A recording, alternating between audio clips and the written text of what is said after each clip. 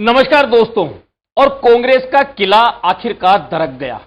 दरकने से पहले कई झटके लगे, दरारें पड़ी तो कई समझदार लोगों ने कहा कि इन दरारों को भरने का प्रयास करना चाहिए, लेकिन प्रयास नहीं हुए। फिर झटके लगे, दरारें चौड़ी हो गई। और अब जो झटका लगा वे दरारें जो चौड़ी हो चुकी थी वहां से कुछ कंगूरे उछले और दूसरे पाले में जा गिरे। और इस तरह से कांग्रेस के दरके हुए किले के बाद अब स्थितियां निकलकर सामने आई कि कांग्रेस कितनी कमजोर हो चुकी है, जो अपने दरके हुए किले को संभाल नहीं सकी।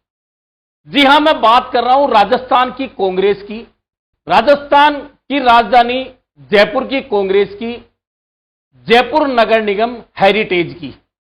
जी हां, जयपुर नगर निगम हेरिटेज और जयपुर नगर निगम ग्रेटर कांग्रेस ने अपनी सुविधा से बनाया था और सोच ये थी कि शायद दोनों में हम कब्जा कर लेंगे, दोनों नहीं तो कम से कम एक में तो कब्जा कर लेंगे। हालांकि जोड़ तोड़ से ही सही हेरिटेज में कांग्रेस कब्जा करने में सफल रही निर्दलियों के साथ में। लेकिन जिस दिन से नगर निगम हेरिटेज बना उस दिन से लेकर आज तक एक भी दिन ऐसा नहीं गया होगा जब बहुत तरीके से मैनेजमेंट के साथ में नगर निगम चला हो। और फिर नेताओं की जो लड़ाई थी, धड़ेबंदी थी, वह तो इस तरह की थी कि रोजाना जो दरारें थी वे चौड़ी होती जा रही थी। एक तरफ दो मंत्री थे, प्रताप सिंह खाचरियावास और महेश जोशी। एक तरफ दो विधायक थे जो दर्जा प्राप्त मंत्री थे, रफीक खान और अमीन कागजी। इसके अलावा पांचवा जो क्षेत्र आमेर था उसे बहुत ज्यादा लेना देना नहीं था।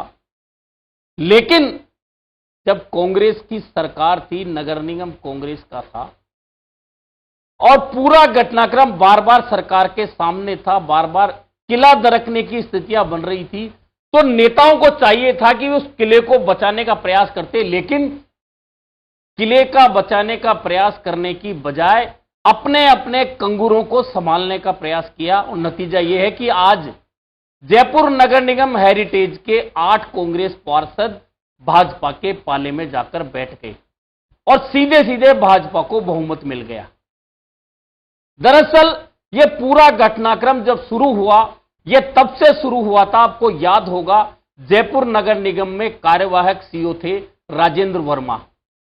उन्होंने एक रिपोर्ट दर्ज करवाई थी कि मुझे महापौर के चैम्बर में महापौर और कुछ पार्षदों ने कैद कर लिया, जबरन मुझ पर फाइल पर हस्ताक्षर कराने का दबाव डाला गया। यह रिपोर्ट दर्ज कराई गई।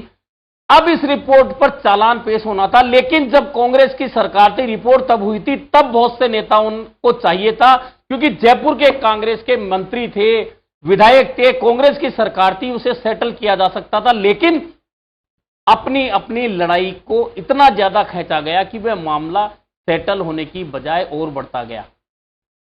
बाद में सरकार बदल गई, लेकिन सरकार बदलने से पहले ही जो झगड़ा शुरू हुआ था महापौर और एक मंत्री प्रताप सिंह खाचरियावास के बीच में, उसमें महापौर ने पाला बदला और वह महेश जोशी के पास चली गई, महेश जोशी के पाले में चली गई। महेश जोशी के पार्षद महापौर के साथ थे, तो प्रताप सिंह खाचरियावास, अमीन कागजी, रफीक खान के पार्षद दूसरे पाले में नजर आ रहे थे। और मजेदार बात देखिए कि प्रताप सिंह खाचरियावास मंत्री नहीं रहे, सरकार चली गई, विधायक नहीं रहे, लेकिन पार्षदों की बैठक उनके निवास पर होती थी, जबकि यह अधिकार जयपुर शहर जिला कांग्रेस के अध्यक्ष को था।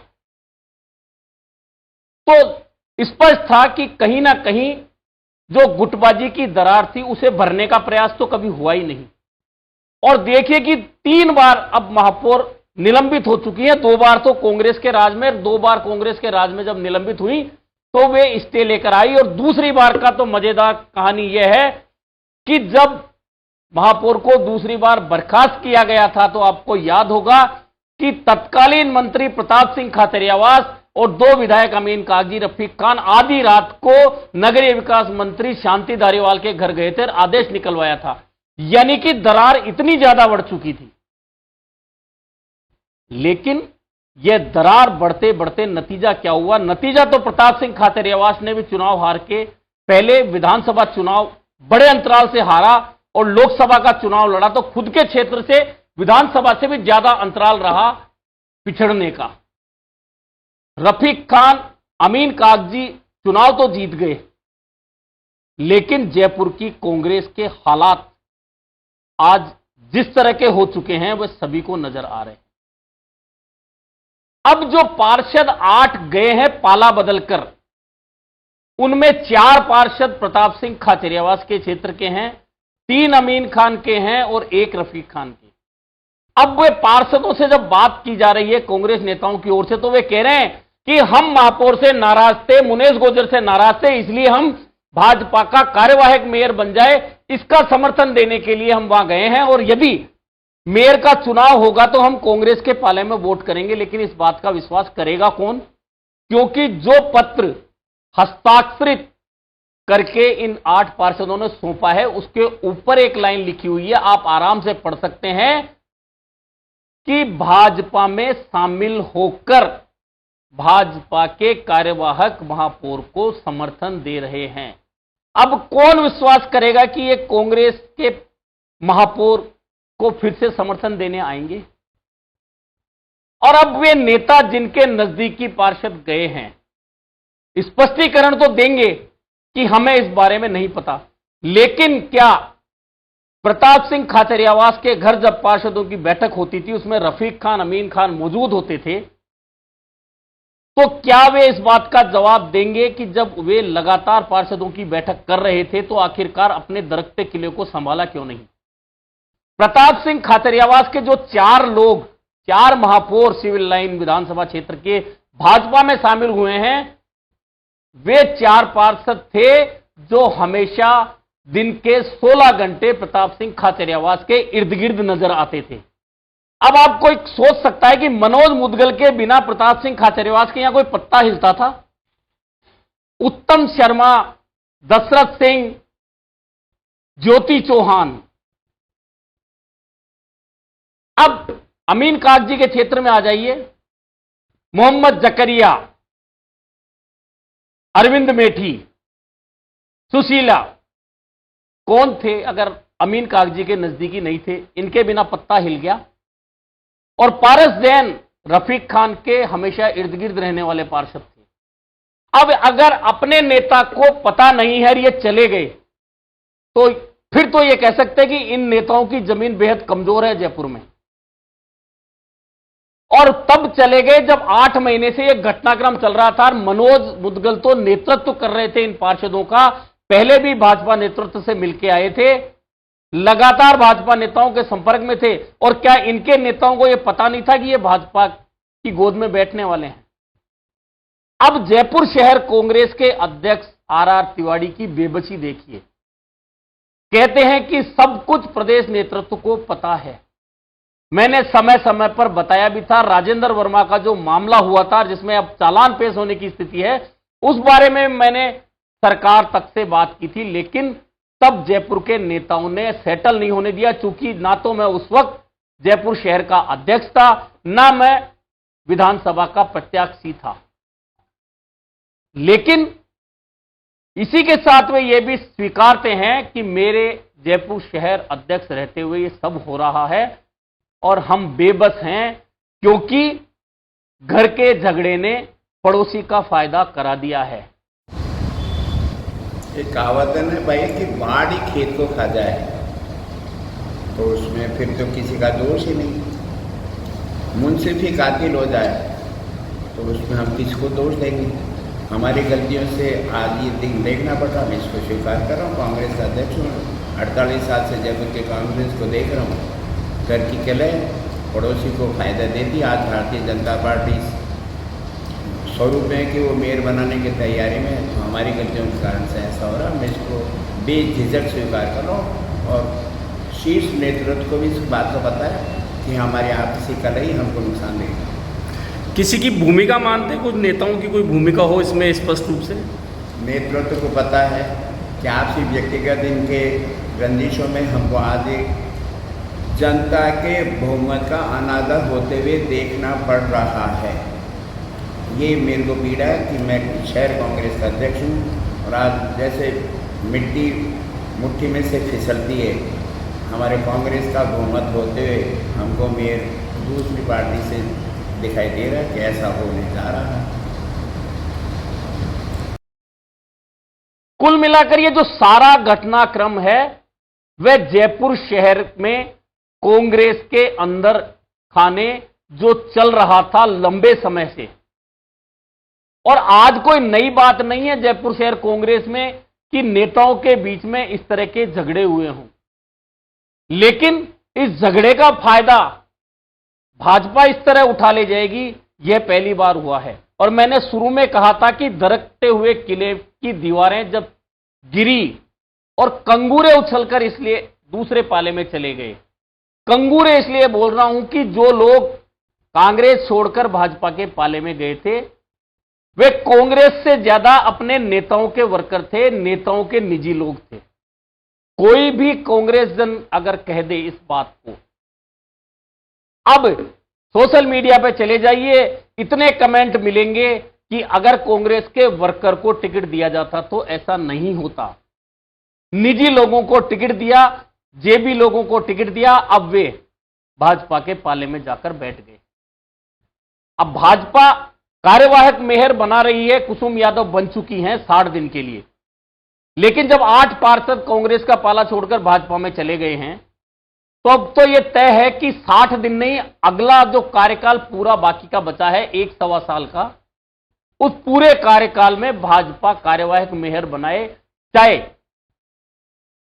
मेयर का चुनाव करा के बहुमत साबित कराए। 8 पार्षद जाने के बाद अब नगर निगम हेरिटेज में भाजपा का बोर्ड बनना तय है, भाजपा की महापौर बनना तय है। कुल मिलाकर जो सारी कहानी हुई है उस कहानी के किरदार कहीं ना कहीं कांग्रेस के वे नेता हैं जिनके सामने सब कुछ हो रहा था, लेकिन किसी ने भी इस प्रयास को रोकने का कोशिश नहीं की, बजाय इन लोगों को शायद इन्होंने बढ़ावा ही दिया है। एक दिन पहले का प्रताप सिंह खाचरियावास का बयान देख लीजिए। वे कहते हैं कि हमारा बहुमत है, ऐसे में कांग्रेस का कार्यवाहक महापौर बनाया जाना चाहिए, क्योंकि हमने ग्रेटर नगर निगम में भाजपा का बोर्ड था, भाजपा का बहुमत था, इसलिए हमने भाजपा की कार्यवाहक महापौर शील दाबाई को बनाया था। ऐसे में हमारा बहुमत है, इसलिए कार्यवाहक महापौर भी कांग्रेस की बनाई जानी चाहिए।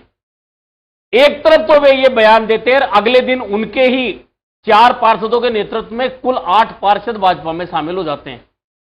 यानी कि या तो प्रताप सिंह खाचरियावास कॉलर बचाने का प्रयास कर रहे थे, या वे बाकी कांग्रेस को अनभिज्ञ समझ रहे हैं।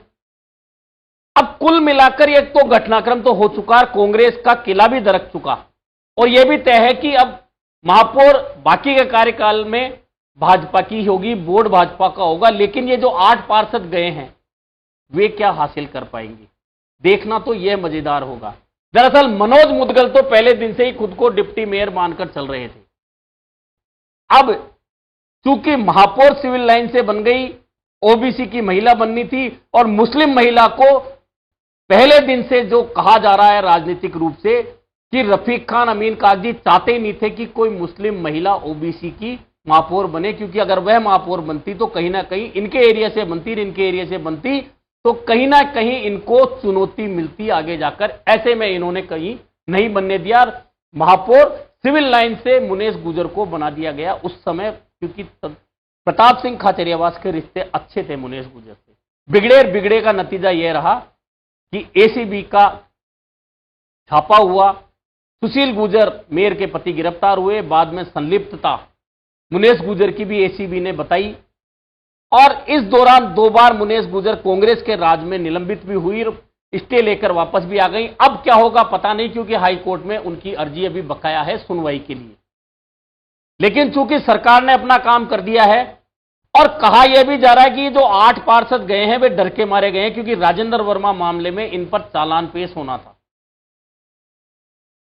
अब होना था नहीं होना था, इन्हें क्या मिलेगा नहीं मिलेगा, लेकिन कांग्रेस का किला जो दरका है उसमें नुकसान कांग्रेस को तो हुआ है, लेकिन स्पष्ट रूप से ये तो 3 नेता हैं जिनके क्षेत्र के पार्षद कांग्रेस छोड़कर भाजपा की गोदी में गए हैं, प्रताप सिंह खाचरियावास, रफीक खान और अमीन खाक जी।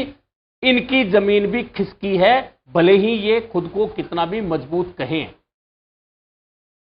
क्योंकि अगर अपने दिए हुए टिकट और अपने पार्षदों को ये रोकने में नाकामयाब रहे हैं तो कहीं ना कहीं जमीन इनकी भी कमजोर हुई है और आगे जाकर इस बात का नफा नुकसान तो इन्हें भी उठाना ही पड़ेगा। कुल मिलाकर यह घटनाक्रम बताता है कि राजस्थान की राजधानी जयपुर की कांग्रेस